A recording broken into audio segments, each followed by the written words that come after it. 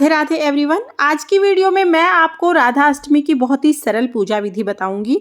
भाद्रपद माह के शुक्ल पक्ष में आने वाली अष्टमी तिथि को राधा अष्टमी के रूप में मनाया जाता है। राधा अष्टमी का पूजन दोपहर में 12 बजे किया जाता है। मंदिर वगैरह में सुबह 4 बजे राधा अष्टमी का अभिषेक और पूजन कर लेते हैं, लेकिन गृहस्थ लोग दोपहर में 12 बजे, क्योंकि राधा रानी 12 बजे प्रकट हुई थी दोपहर में, तो उसी टाइम पर हम इनका प्रकट्य दिवस मनाते हैं। तो राधा अष्टमी के दिन दोपहर में 12 बजे हम राधा रानी को स्नान कराएंगे। तो आपके पास अगर राधा रानी का विग्रह है तो उन्हें पंचामृत स्नान करा दीजिए। मेरे पास लड्डू गोपाल जी का विग्रह है तो मैं लड्डू गोपाल जी को पंचामृत स्नान करा दूंगी। भगवान श्री कृष्ण और राधा एक ही हैं, वो एक दूजे में समाहित हैं, तो आप भगवान श्री कृष्ण जी को भी राधा के रूप में तैयार कर सकते हैं। हम यहाँ पर लड्डू गोपाल जी को स्नान करा के उनका राधा के रूप में श्रृंगार करेंगे। तो नीले रंग की पोशाक राधा अष्टमी के दिन पहनानी होती है, क्योंकि राधा रानी को नीला रंग अति प्रिय है। अब मैं लड्डू गोपाल जी को बिल्कुल राधा जी की तरह तैयार कर दूंगी और फिर उनका पूजन करूंगी। कि हो सके तो राधा अष्टमी के दिन आप व्रत जरूर करना, क्योंकि राधा अष्टमी का व्रत हजारों एकादशी व्रतों के समान फल देता है। तो राधा अष्टमी का व्रत आप जरूर करना। अब देखिए राधा जी को मैंने तैयार कर दिया है। अब मैंने सुंदर सी चौकी लगा ली है। चौकी पर लाल रंग का वस्त्र हम बिछा लेंगे। उसके बाद हमें कलश की स्थापना करनी है। राधा अष्टमी को कलश की स्थापना करना अनिवार्य होता है, तो हो सके तो जरूर आप कलश की स्थापना कीजिएगा। उसके लिए पीतल, तांबे या मिट्टी का हम कलश ले लेंगे। अगर मिट्टी का कलश मिल जाता है तो अति उत्तम, नहीं तो पीतल तांबे का ले सकते हैं। कलश पर हमने स्वास्तिक बना दिया है, मोली बांध दी है। अब हम थोड़ी सी चावलों की ढेरी लगा लेंगे और इस ढेरी पर हम कलश को रखेंगे। तो यहाँ पर देखिए कलश को हमने ढेरी पर रख दिया है। अब इस कलश को कंठ तक हमें शुद्ध जल से भर लेना है। इस कलश में हम एक सुपारी, सिक्का, थोड़ी सी हल्दी, थोड़े से अक्षत यानी कि चावल और एक इलायची डाल देंगे। आप इलायची की जगह फूल भी डाल सकते हैं या इलायची डाल दीजिए। अब इसमें हम पंच पल्लव लगाएंगे। तो अशोका के या आम के जो भी पत्ते आपको मिल जाए आप वो लगा दीजिए। ऊपर हम ढक्कन रखेंगे, ढक्कन में चावल भर देंगे और उसके ऊपर हम दीपक रखेंगे। तो इस तरह से दीप कलश की हम स्थापना कर लेंगे। इसमें सभी देवी देवताओं का वास होता है, तो हम गणेश जी का पूजन भी कलश के रूप में ही कर लेंगे। आप चाहें तो अलग से आप गणेश जी को विराजमान कर सकते हैं। इसके बाद हम झूला लगाएंगे। तो राधा रानी के लिए मैंने यहाँ पर झूला लगा लिया। आप झूला ना लगाना चाहे तो चौकी पर भी राधा रानी को विराजमान करके आप पूजा कर सकते हैं। हाँ, एक बार राधा अष्टमी के दिन आपको झूला जरूर झुलाना है राधा रानी को। तो यहाँ पर देखिए सुंदर सी हमारी राधा रानी आ गई हैं, झूले में बैठ गई हैं। अब हम पूजन करेंगे। तो पूजन में सबसे पहले हम शुद्धिकरण करेंगे। जल के छींटे लगाकर शुद्धिकरण कर लिया है। उसके बाद हम दीपक प्रज्वलित कर देंगे। जो दीपक आपने कलश के ऊपर रखा है ना, वही दीपक हम जला देंगे। देखिए जल के छींटे लगाकर हमने सभी को स्नान करा दिया है। राधा रानी को हमने आज पंचामृत स्नान करा ही दिया था। अब राधा रानी को हम झूला झुला देंगे। तो आप चाहें तो पूजा से पहले झूला झुला दीजिए, बाद में झूला झुला दीजिए, झूला जरूर झुलाना है। उसके बाद पूजा शुरू करेंगे। तो यहाँ पर हमने रोली हल्दी से तिलक कर दिया है। फिर हम अक्षत समर्पित करेंगे, फिर फूल समर्पित करेंगे। तुलसी हमें जरूर समर्पित करनी है, क्योंकि भगवान श्री कृष्ण राधा रानी कोई भी भोग तभी स्वीकार करते हैं जब उसमें तुलसी होती है। इसके बाद राधा रानी के लिए आप श्रृंगार का सामान समर्पित करें। 2, 5, 7, 16 श्रृंगार, जितने भी श्रृंगार की चीजें आप समर्पित करना चाहते हैं वो राधा रानी को समर्पित करें।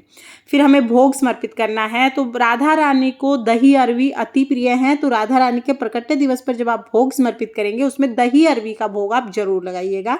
तो यहाँ पर दही अरवी मैंने ले लिया। साथ में हम मीठा जरूर बनाएंगे। जब भी किसी का बर्थडे होता है घर में तो मीठा जरूर बनता है, तो मीठा आप जरूर बनाइएगा। अष्टमी के दिन बहुत अच्छे से पकवान बना के आप राधा रानी को समर्पित करें। आप चाहे तो 56 भोग समर्पित कर सकते हैं। ऋतु फल आप समर्पित कर सकते हैं। भोग समर्पित करने के बाद हाथ जोड़कर भगवान श्री कृष्ण और राधा रानी से भोग स्वीकार करने के लिए प्रार्थना करेंगे।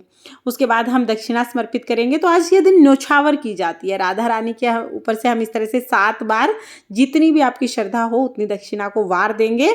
और आप चाहें तो ये दक्षिणा आप दान कर सकते हैं या राधा रानी के लिए कोई भी चीज आप इससे ला सकते हैं। हम धूप दीप दिखाएंगे और उसके बाद फिर हमें कथा सुननी है। तो अगर आपने राधा अष्टमी का व्रत किया है तो कथा जरूर सुनिएगा। और आधे दिन का ही व्रत होता है, हो सके तो व्रत जरूर कीजिएगा। दोपहर को 12 बजे तक का ही व्रत होता है।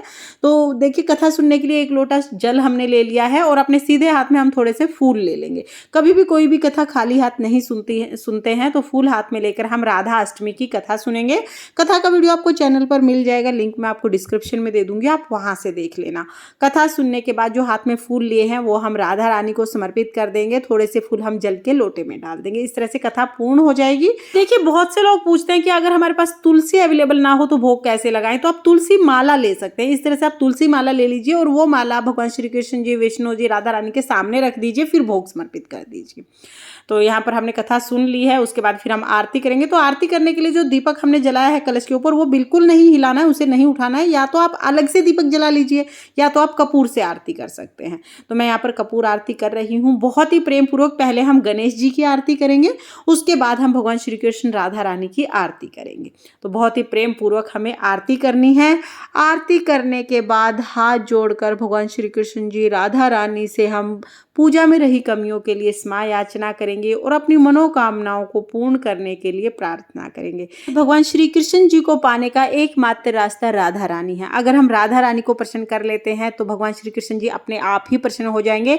इसलिए राधा अष्टमी का पूजन जरूर करें।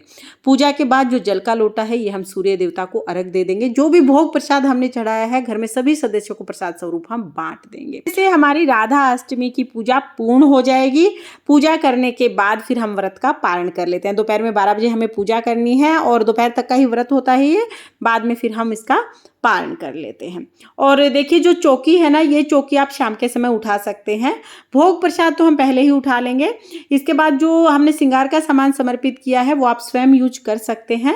जो कलश है, कलश का जल आप पौधों में डाल दीजिएगा। कलश के अंदर जो सुपारी सिक्का निकलेगा वो आप अपने पास रख सकते हैं। दूसरी पूजा में यूज कर लीजिएगा।